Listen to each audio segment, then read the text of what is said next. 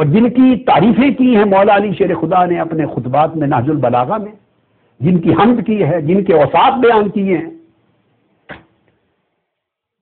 کیا کوئی شخص یہ کلیم کرتا ہے کہ وہ مولا علی شیر خدا سے بھی بڑا ایماندار بن گیا ہے؟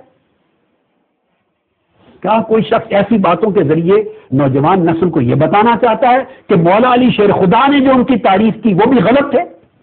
اور ہمیں حقیقت پہنچی ہے آج 15 صدیوں کے بعد۔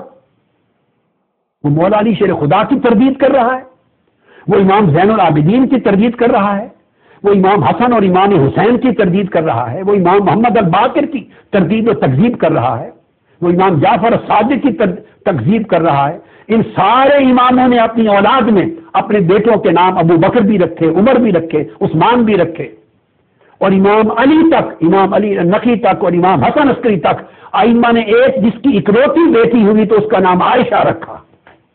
کوئی اپنے دشمنوں کے نام رکھتا ہے اپنی اولاد کے، کوئی اپنی اولاد کے لیے کافروں کے نام رکھتا ہے، کوئی اپنی اولاد کو منافقوں کا نام دیتا ہے، کوئی دشمنان اہل بیت۔ آج کوئی شیعہ تصور کر سکتا ہے کوئی تیار رکھنے کو اپنے بیٹے کا نام ابو بکر رکھے، عمر رکھے، عثمان رکھے، بیٹی کا نام عائشہ رکھے؟ کوئی کرے گا؟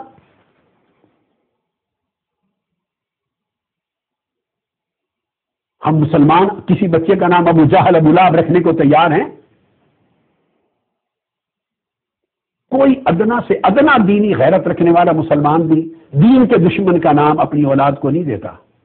تو یہ چیزیں میں آگے دوں گا، اور اہل سنت کی کتب میں نہیں، یہ ائمہ اہل تشیع نے بیان کی ہے۔ اہل تشیع کی کتب بڑی پڑی ہیں ان چیزوں سے۔ 11 امام، امام حسن عسکری تک 11 امام سارے اپنی اولاد میں نام خلفائے راشدین کے ناموں پہ رکھتے رہے، اور بعض اماموں کی اکلوتی بیٹی ہوئی تو اس کا نام عائشہ رکھا۔ یہ میں دلائل دوں گا، کتابوں سے، ایکچوئل کتابوں سے ریفرنس دوں گا۔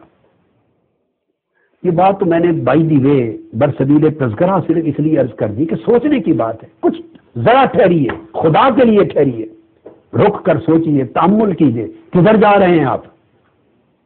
امت کو کیا میسج دینا چاہتے ہیں؟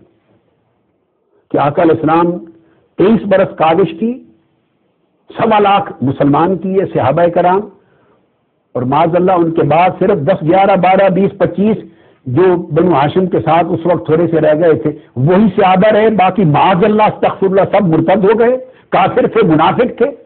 کسے ناکام قرار دینا چاہتے ہیں آپ؟ رسالت محمدی کو؟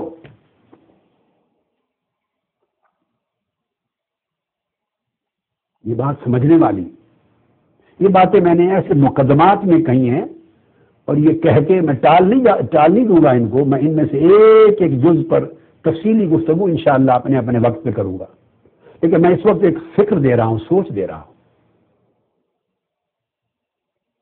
دین کبھی مکمل نہیں ہوگا جب تک ادھر اہل بیت اطہار، ادھر خلفائے راشدین اور صحابہ کرام دونوں کے دامن یکجا نہیں تھامے جائیں گے، دونوں کی عزت، تکریم اور محبت اکٹھی نہیں ہوگی۔ یہ 2 پہیے ہیں اسلام کی گاڑی کے،